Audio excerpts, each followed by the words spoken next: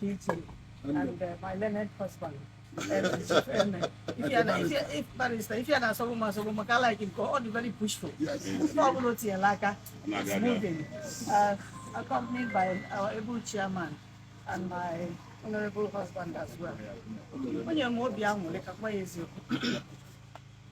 To be here today amongst this thing. Okay, that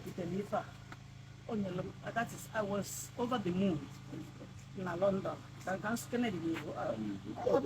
too much because the security is a big issue in Nigeria and the Navy generally as well.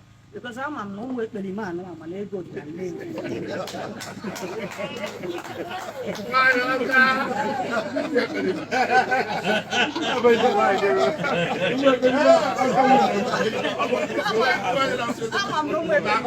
Yeah, that is Governor Adeleke of Osun State speaking Igbo like no man's business.